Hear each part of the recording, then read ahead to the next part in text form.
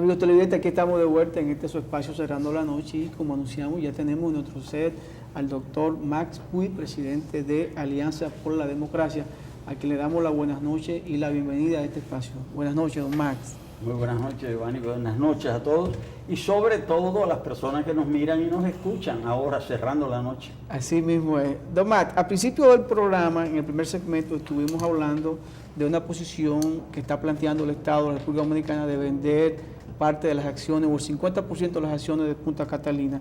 Yo sé que es un tema que a usted le apasiona mucho porque ha sido una de las personas que ha hablado, ha discutido y ha socializado sobre este tema, precisamente opuesto a que la forma de generación sea a través del carbón mineral, sino buscar otras opciones como el gas natural y otras vías que pudiera existir. ¿Cómo ve usted este planteamiento? ¿Lo encuentra atinado o crees que es algo que es una aberración para el pueblo dominicano? Yo comenzaría diciendo que durante sus prédicas el profesor Juan Bosch expuso una tesis muy polémica, entre otras, y esa tesis fue la de la arritmia histórica.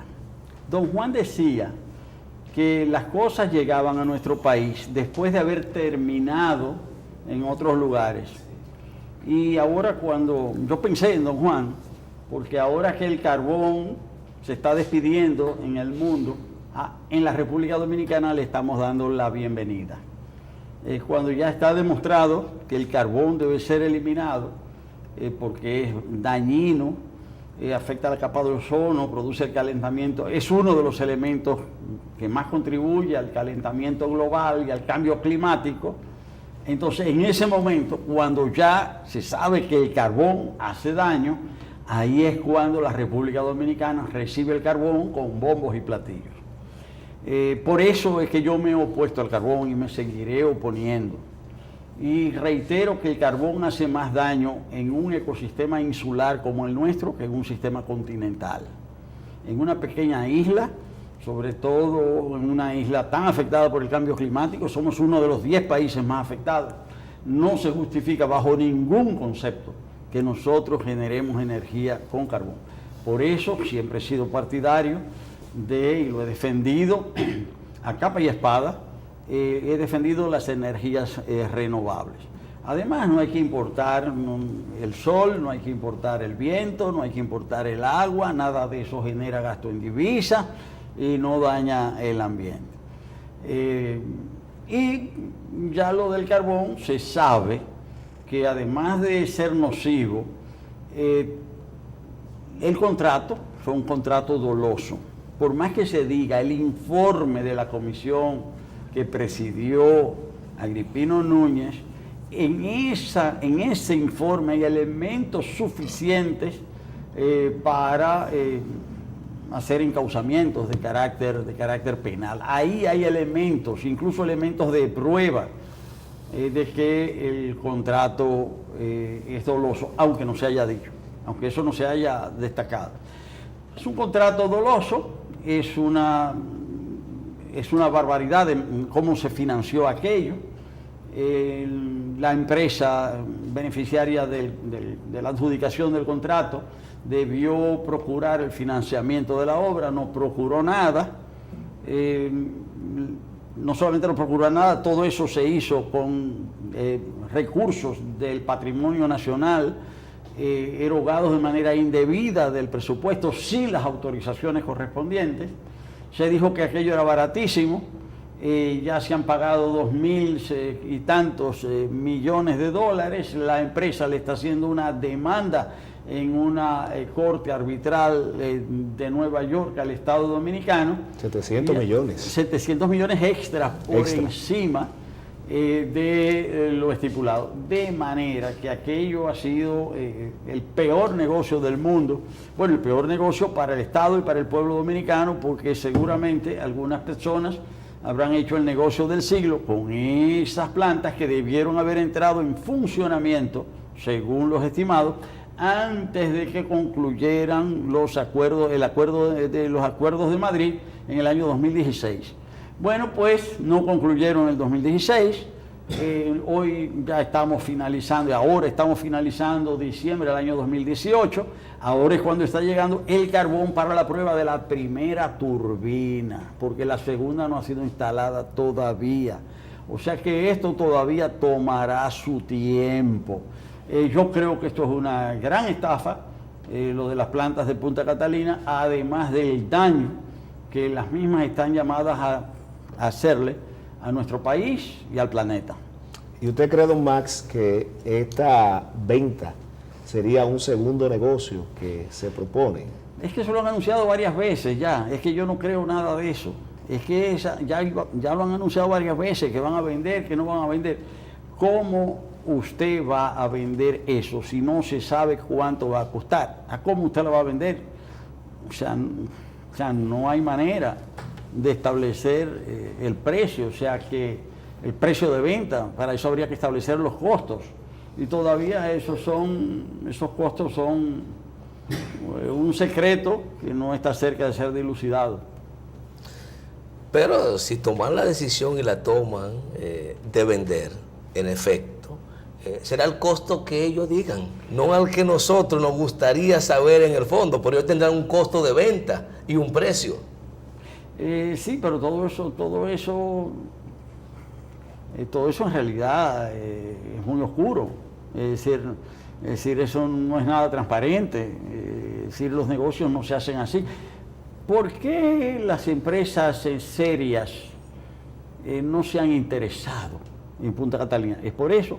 Los bancos europeos que habían hecho un préstamo para la construcción de Punta Catalina suspendieron el préstamo. ¿Por qué? A raíz de la confesión de Odebrecht de haber recibido comisiones por sus contratos en la República Dominicana, los bancos europeos cancelaron los préstamos que tenían para Punta Catalina. Razón, la corrupción. Entonces, por eso es que las empresas serias, las grandes empresas capitalistas que quieren mantener un cierto nivel de prestigio en el mercado, se cuidan mucho de entrar en negocios como ese que está proponiendo el gobierno en Punta Catalina. Yo no sé quién va a querer comprar eso y cómo lo va a comprar, pero como dice el dicho, algo huele mal en Dinamarca. Sí mismo es. Tomás, recientemente hemos visto un accionar muy fuerte a lo interno del PLD, y sabemos que en el pasado su partido fue un aliado del PLD, y precisamente en el día de hoy pues un politólogo habla y dice de que el expresidente Leonel Fernández pudiera encabezar una coalición de partidos y en algún momento pudiera incluso ser fuera del PLD. ¿Hay alguna esperanza o se alberga algún tipo de acuerdo en el futuro cercano de que Alianza por la Democracia se adhiera a esa coalición de partidos políticos que pudieran aupar la candidatura o la candidatura presidencial del doctor Leonel Fernández? Bueno, yo no sé lo que va a hacer el PLD, yo puedo hablar por la APD, y se puede descartar de plano que el APD vaya a participar en ese tipo de coalición. Sí. Perfecto. Por otro lado, ya prácticamente... Dice ese tipo de coalición con Leonel Fernández. Sí, con cualquier franja o fracción del que venga PLD, del PLD. Que venga del PLD. Es que el tema del PLD es el siguiente. El PLD ha establecido un sistema de partido dominante en la República Dominicana similar al que estableció el PRI en México. Ahora, ese sistema de partido dominante, aunque ha logrado el control absoluto de nuestro país, porque aquí no hay división de poderes, todos los poderes están controlados desde la presidencia, hay control incluso de las conciencias a través del control de la comunicación, control de los pobres a través de las transferencias condicionadas, en fin, un control absoluto. Sin embargo, el sistema de partido dominante funcionaba en México porque allí existía la no reelección. Y había lo que se llamaba las camadas. Un presidente designaba al sucesor, es el que salía, venía el nuevo, traía lo que se llamaba la nueva camada, ese traía después la nueva camada, y de camada... Había una renovación interna en el partido. De camada en camada, claro. Duraron 90 años. Claro. Ahora, cuando ese sistema cuando se pretende que ese sistema funcione con la reelección, ahí se quiebra, ahí colapsa el sistema, porque se produce lo que está pasando ahora con el partido dominante, que se produce una crisis institucional, una crisis que se traduce en las instituciones. Y por eso es que hay, no sé si se va a producir, no soy adivino, pero por eso es que algunos vislumbran la posibilidad de una fractura y que se den nuevas coaliciones. Incluso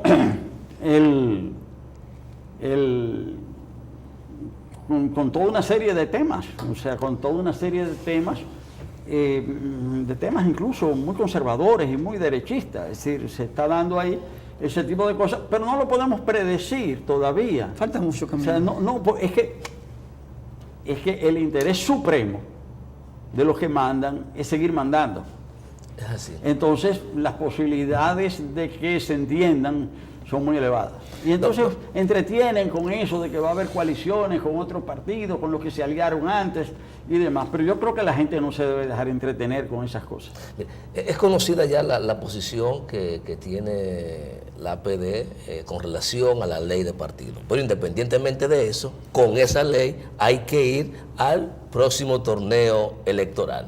Y desde ese punto de vista, nos gustaría que socialice con nosotros en qué está su organización de cara al 20 en sus dos etapas y la posibilidad de forjar algún espacio de alianza basado en programático fundamentalmente con las fuerzas de oposición que estuvieron caminando hasta hace muy poco tiempo juntos, casi durante 2 años, ver cómo anda el panorama y si hay posibilidad de que la sociedad pueda haber una alianza de esa naturaleza. Sí.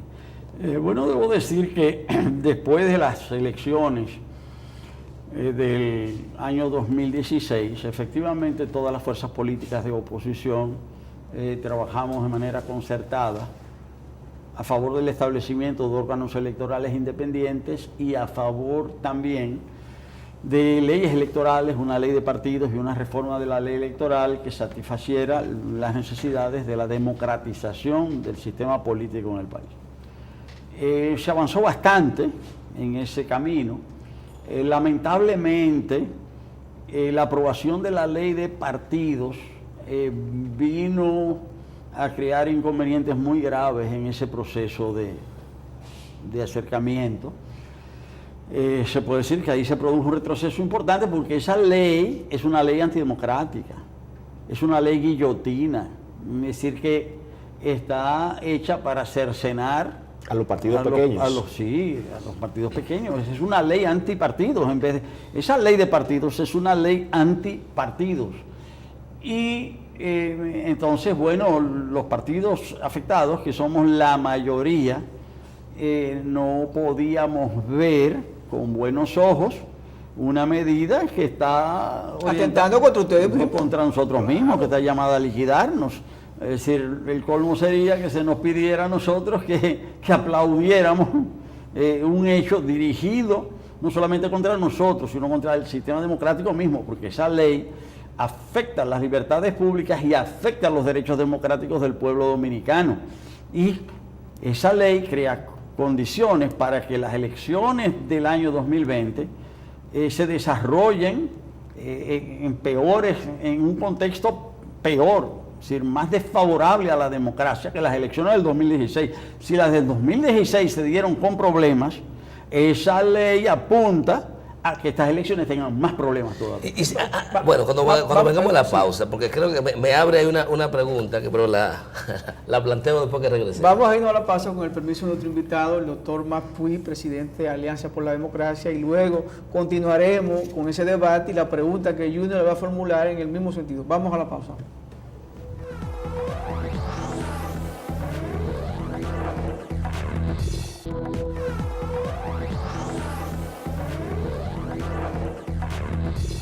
Continuamos con Cerrando la Noche y esta interesante conversación con el doctor Max Puy de Alianza por la Democracia.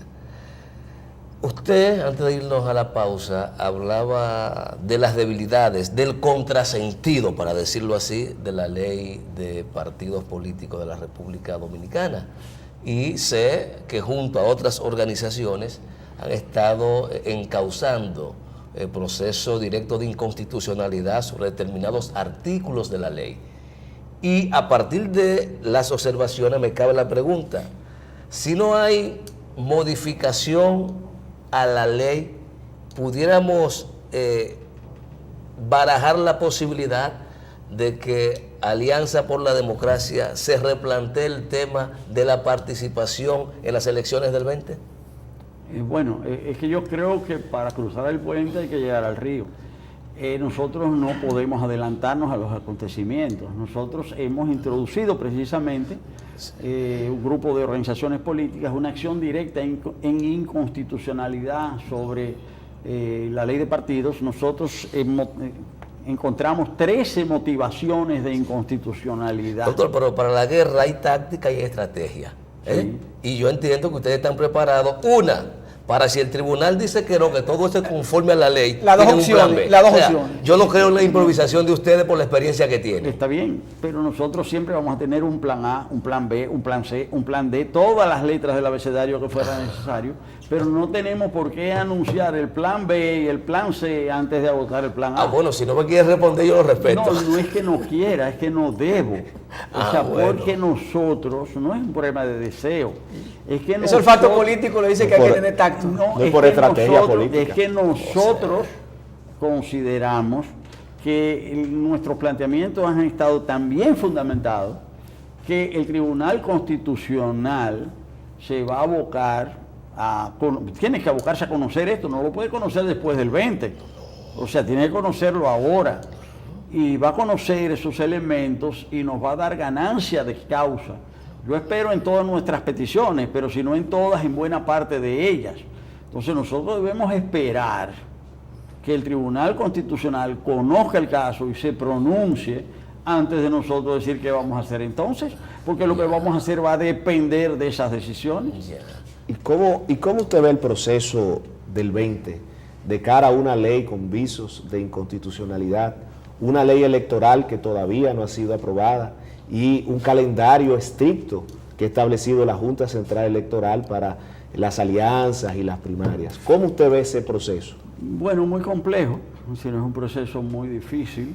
Con elecciones separadas. Sí, es un proceso muy difícil, con muchos imponderables, es decir, con muchos elementos desconocidos que van a ir surgiendo poco a poco. Además, ustedes saben que para el partido dominante no organiza procesos, campañas electorales, sino que organiza operativos electorales.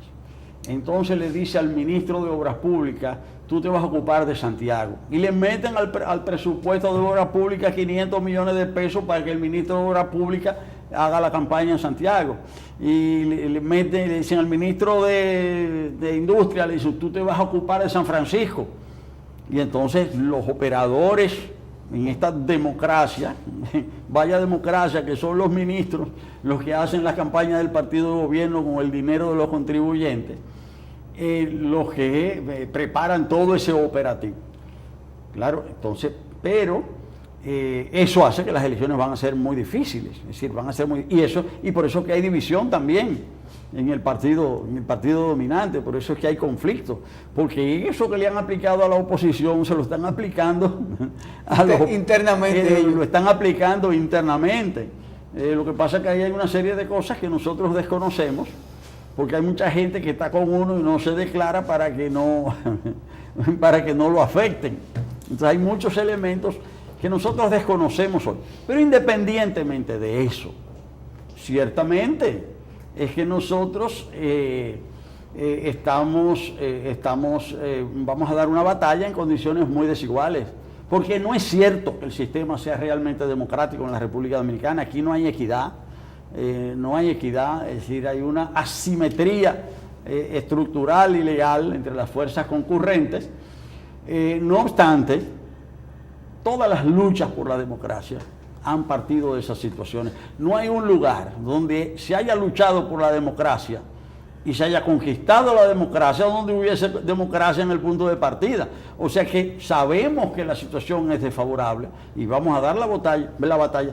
Y nosotros estamos convencidos de que por más apatía aparente que haya en la ciudadanía, nosotros estamos seguros que el pueblo dominicano prefiere vivir en democracia. Eso es obvio. Compañeros de trinchera, en esta última etapa de los procesos de su organización como Acción Democrática y Alianza País, han anunciado ya el método que van a utilizar para la selección de sus candidatos. ¿Ustedes ya tomaron decisión al respecto? Es que había que tomar una decisión antes del 6 de diciembre. Sí. Y nosotros decidimos acogernos a los estatutos de la Alianza por la Democracia para escoger las candidaturas, porque la ley nos da esa facultad y tomamos esa opción. Analizamos las diferentes vertientes del panorama político nacional y entendimos que esto era lo que nos resultaba conveniente. Respetamos el punto de vista de las demás organizaciones políticas, sobre todo organizaciones con las que tenemos relaciones fraternas, pero tomamos esa decisión. Bueno, yo creo que ha sido muy interesante la entrevista, conversar con usted el día de hoy. Gracias, como siempre, por aceptar nuestra invitación, por venir a este espacio y compartir con los amigos televidentes Cerrando la Noche. Conversamos con el doctor Mac Puig, presidente de Alianza por la Democracia. A ustedes, amigos televidentes, gracias por la sintonía. Este equipo que conforma Cerrando la Noche, les deseamos feliz resto de la noche y hasta mañana.